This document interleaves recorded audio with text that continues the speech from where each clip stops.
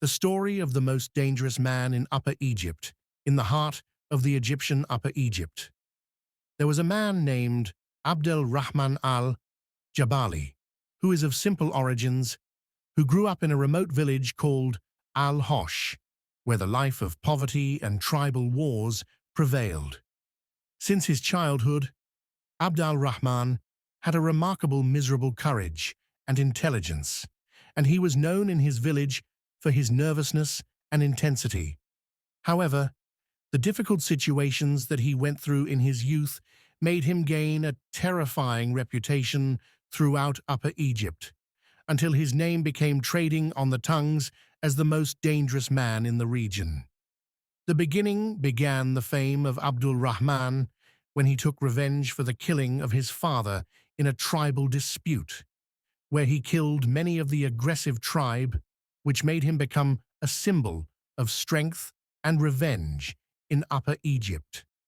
With the passage of time, he founded a strong network of loyal followers who owed him complete loyalty and formed with Saeed, nicknamed Shades, Fatima al-Hadid, and Hassan al-Rayez, a very efficient combat crew.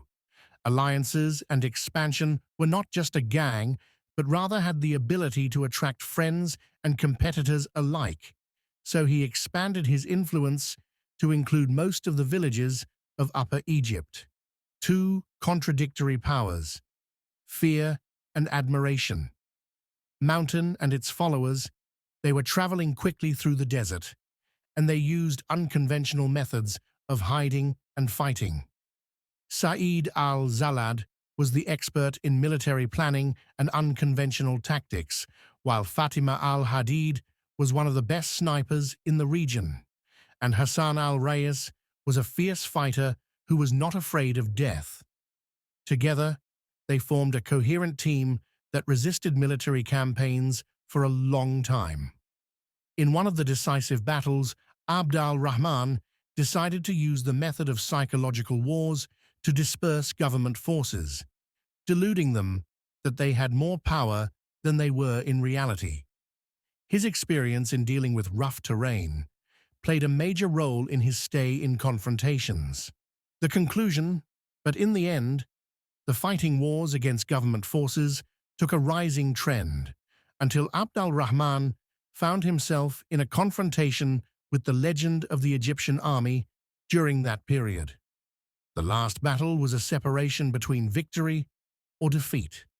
With the increasing pressure on him by the government and society, Abdul Rahman decided to escape to a far place in the desert.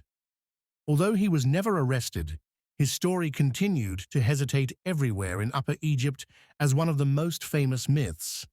Abd al-Rahman al-Jabali may not have been able to achieve the final victory, but it certainly left a great imprint on the history of Upper Egypt, and his name became a symbol of bridges and resistance in the face of major challenges.